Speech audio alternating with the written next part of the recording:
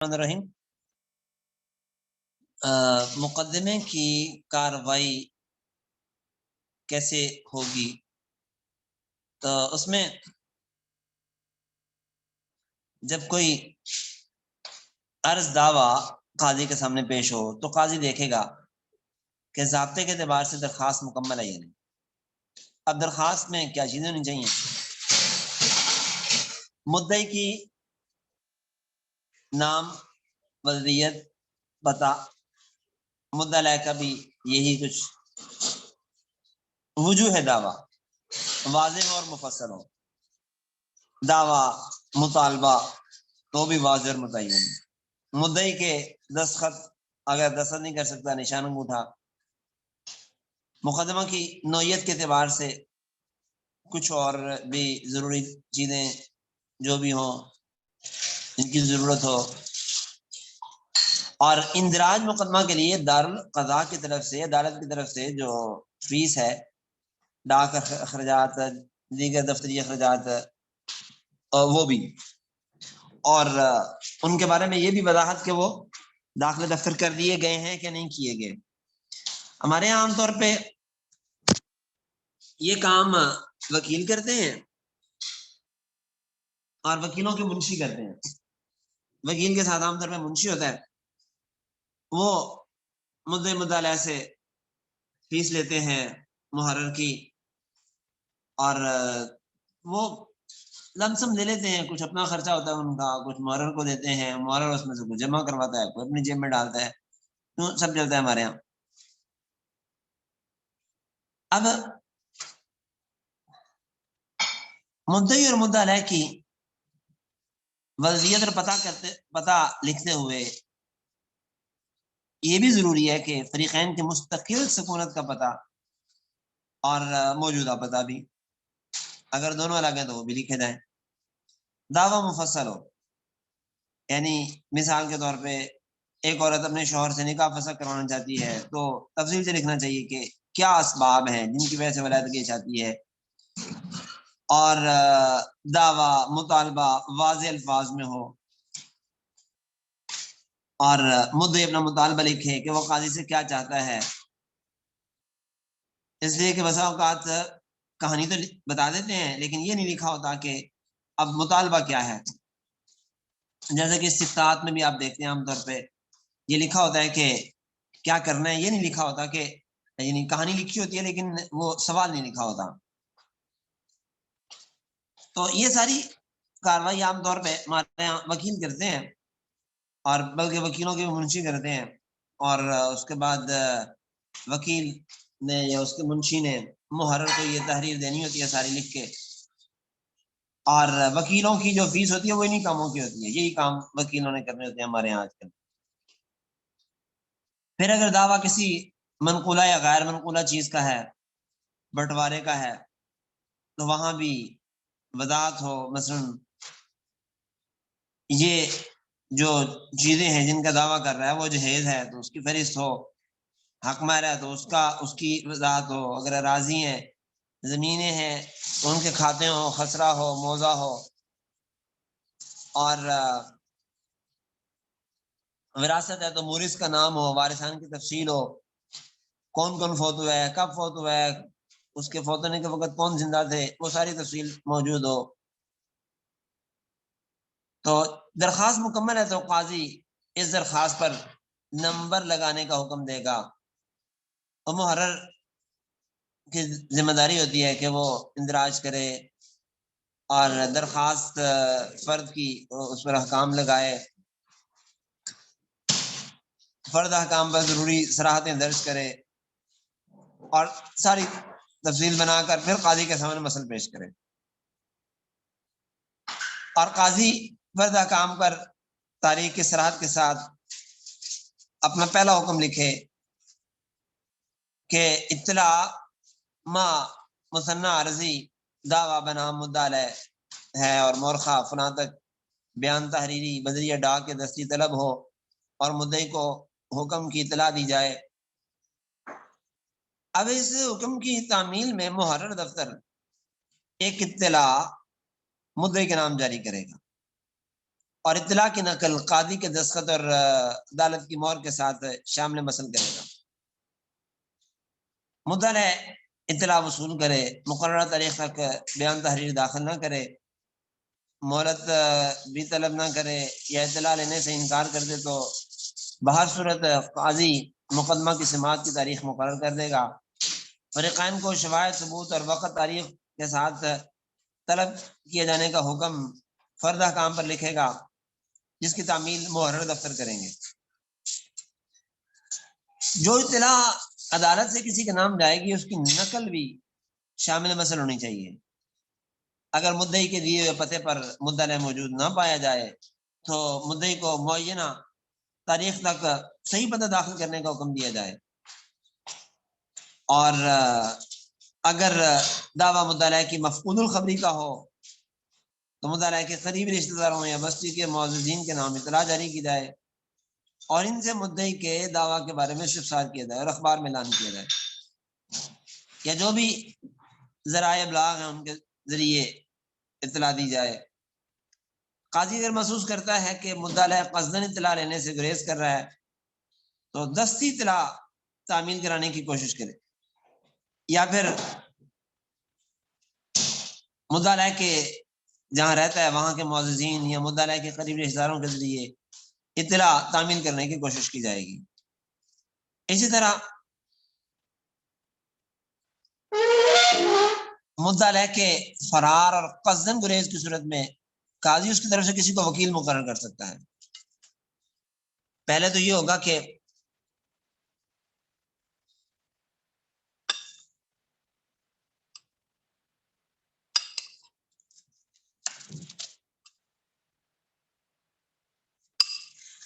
اگر تو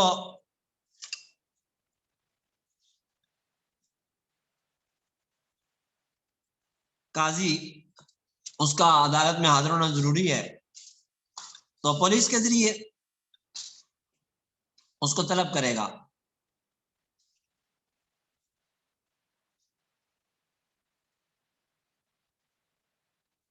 اور اگر وہ کسی صورت میں حاضر نہیں ہوتا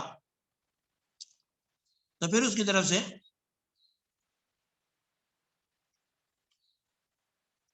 وکیل مقرر کیا جائے گا،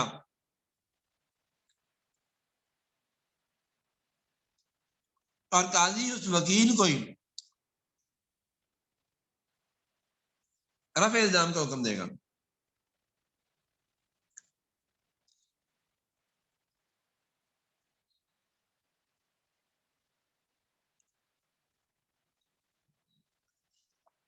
مقدمہ سے متعلق ہر درخواست، رجسٹری کی رسید، واپسی کی رسید اور سبھی چیزیں، سب تمام کاغذات شامل کیے جائیں۔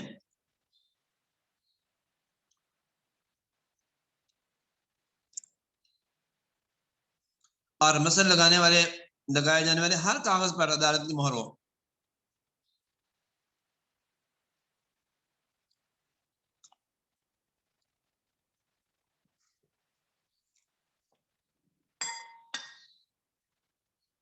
اور مناسب یہ ہے کہ فیصلے کے بعد مسل کے تمام کاغذات کی ایک فہرست قاضی کے دستخط اور مہر کے ساتھ مسل میں لگا دی جائے کہ اس مسل میں یہ چیزیں ہیں،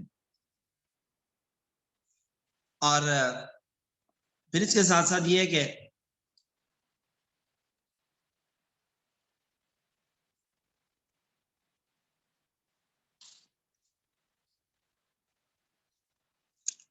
محافظ خانہ میں ہر سال کے مقدمات کی مسئلیں الگ الگ رکھی جائیں۔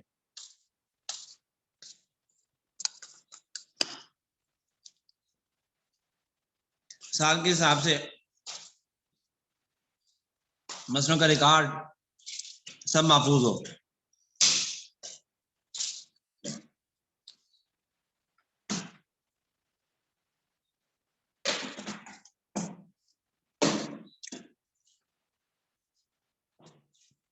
اور اگر فریقین کاغذات پیش کریں اپنے اپنے دعووں کے ثبوت کے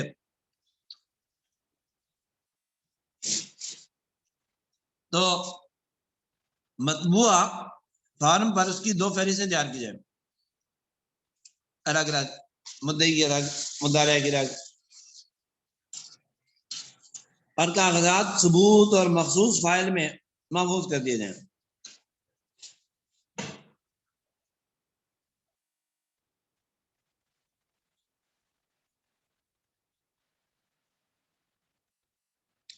پھر کاغذات کے ثبوت کے جو کاغذات ہیں، فیصلہ ہے، مدت مرافعہ ہے، یہ سب چیزیں یعنی کاغذات جو ہیں، جن کاغذات سے انہوں نے اپنے ثبوت پیش کیے ہیں، یہ کاغذات فیصلے کے بعد واپس کر دیے جائیں یا مدت مرافعہ گزرنے کے بعد واپس کیے جائیں۔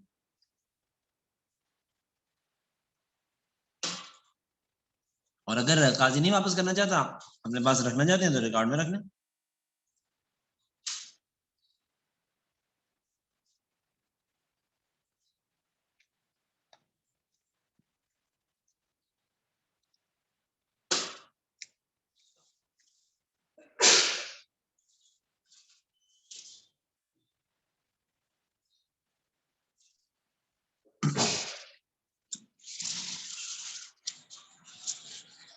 باقی مقدمات کی ترتیب کے بارے میں پہلے بھی گزر چکی ہے بات، کہ جو پہلے مقدمہ ہے اس کو پہلے سنیں، جو بعد میں اس کو بعد میں سنیں۔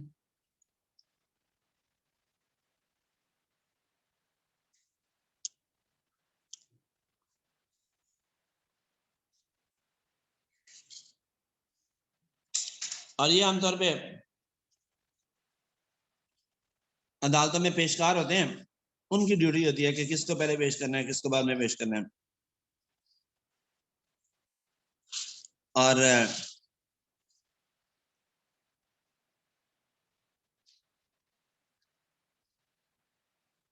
یہ جو پیشکار ہیں،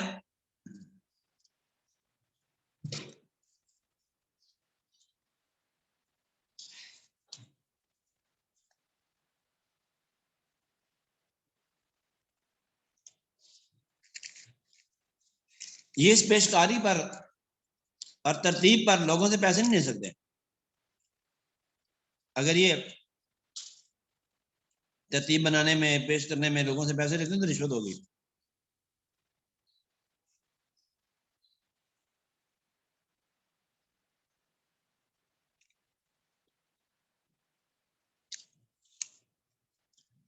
اچھا، قاضی کا رشتہ دار جس کے حق میں قاضی کی گواہی معتبر نہیں ہے، وہ وکیل نہیں بن سکتا کسی کیس میں، یا پیروکار نہیں ہو سکتا۔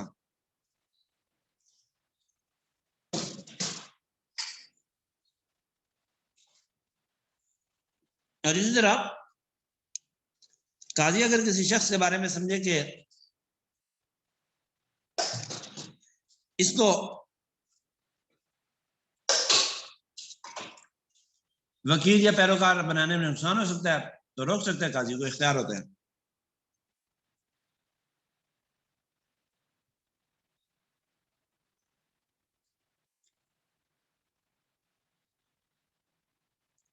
عدالت میں قاضی محررین کا تقرر کرے گا، پیشکار کا تقرر کرے گا، اور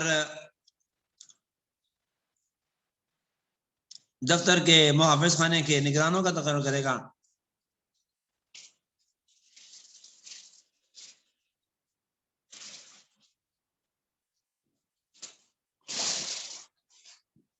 پیشکار جو ہے وہ روزانہ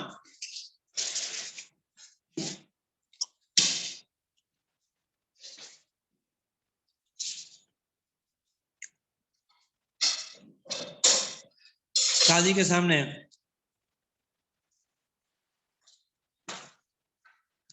مثلا قاضی روزانہ جو حاضری لے کے مسئلہ جو ہے وہ قاضی کے سامنے پیش کرے گا۔ درخواستوں کی پیشی، ان پر حکم دینا، اسی کی ذمہ داری ہوتی ہے۔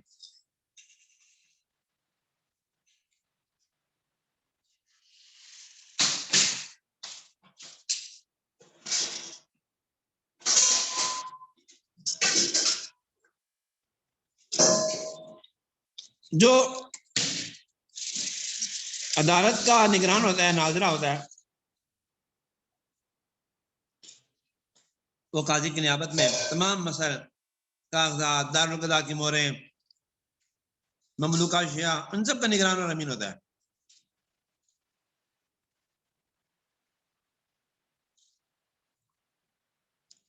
فریقین کے کاغذ اس کے پاس ہوتے ہیں۔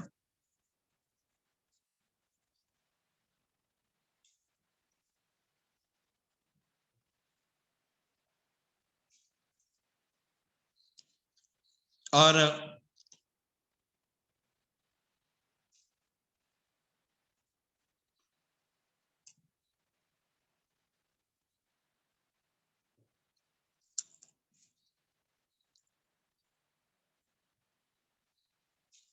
جو رجسٹر پرانے ہوتے ہیں، تناظرہ کا کام ہے کہ ان سب کو محافظ خانہ میں جمع رکھے، یعنی پرانے جتنے بھی عدالت کے فیصلے ہیں، لوگوں کے جھگڑے ہیں جو عدالت میں پیش ہوتے ہیں، وہ سب محافظ خانہ کے اندر محفوظ کیے جائیں۔ دارالقضاء کے لیے، عدالت کے لیے ضرورت کے مطابق پولیس والے بھی رکھے جائیں۔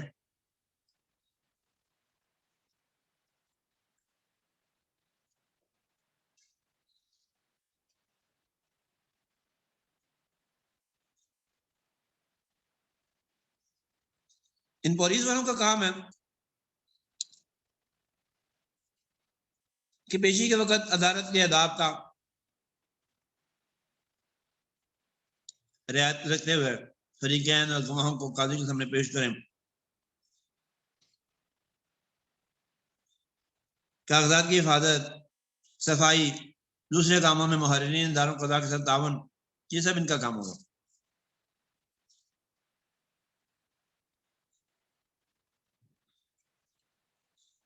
ایک کاتب بھی ہونا چاہیے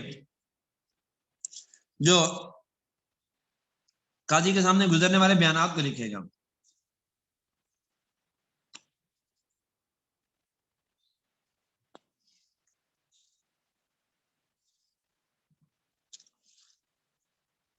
اور وہ ایسی جگہ بیٹھا ہو کہ قاضی کی اس کی لکھت پر نظر ہو جو لکھ رہا ہے۔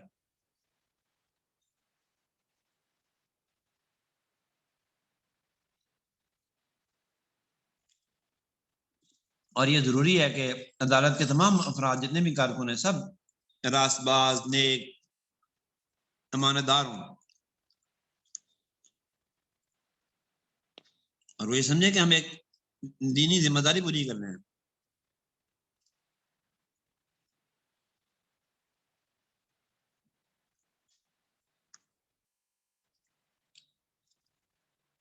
اس اہم کام میں قاضی کے نائب ہیں، امانت دار لوگ ہونے چاہیے، اور ایسے لوگ ہونے چاہیے جن کی گواہی قبول کی جائے۔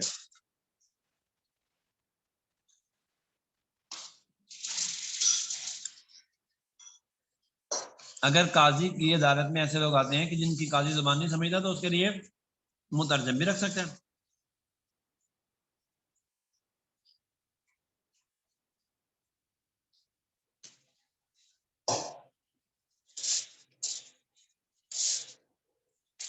اور مترجم کی بھی یہی شرائط ہے۔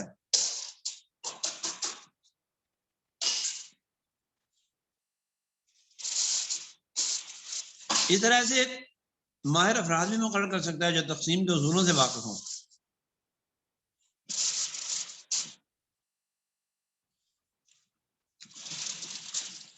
تاکہ وہ قاضی کے مطابق، حکم کے مطابق لوگوں کے املاک تقسیم بھی کر سکیں۔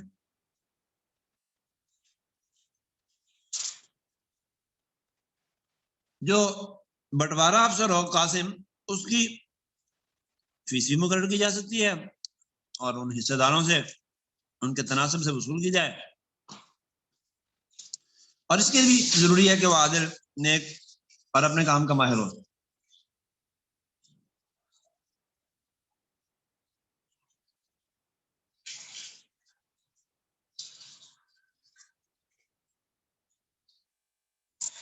ایسے ہی کو معتمد ڈاکٹر اور طبیب بھی تقرر کیا جا سکتا ہے،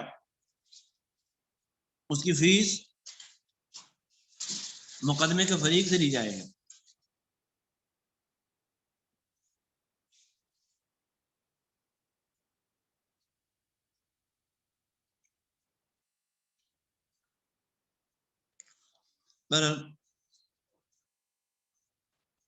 اب ایک چیز ہے کتاب القاضی القاضی. ایک قاضی کا خط دوسرے قاضی کے نام، اس کے کیا آداب ہیں؟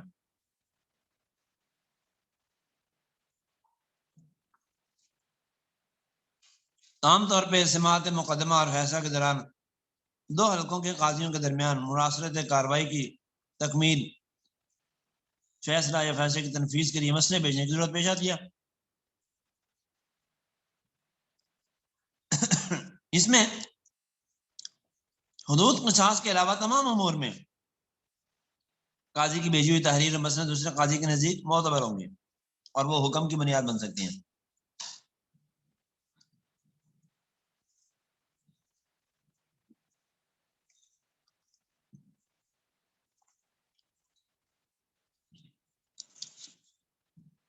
اگر قاضی کے پاس مسئلہ بھیجی گئی اور وہ فوت ہو گیا یا معزول ہو گیا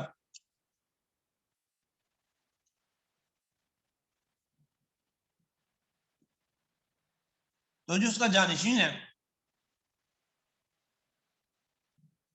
وہ بھی اس مسئلہ تحریر کی بنیاد پر فیصلہ کر سکتا ہے.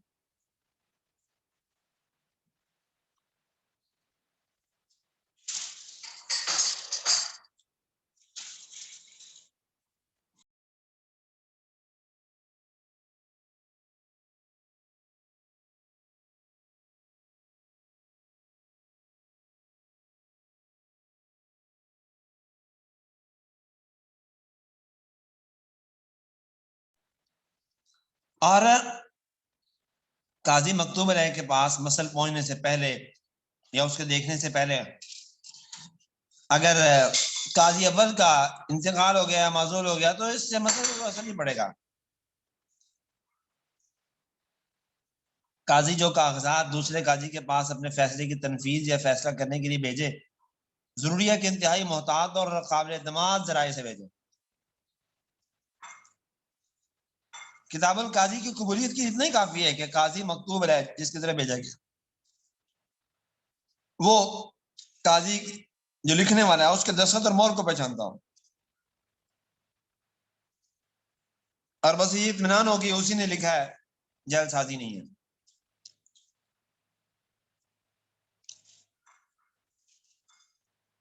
اور اگر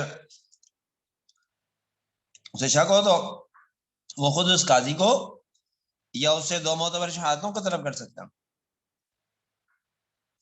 اور یہ جو قاضی خط لکھ رہا ہے اس کے لیے ضروری ہے کہ مسئلہ کی تاریخ وضاحت سے لکھے اور ہر صفحے میں مہر لگائے.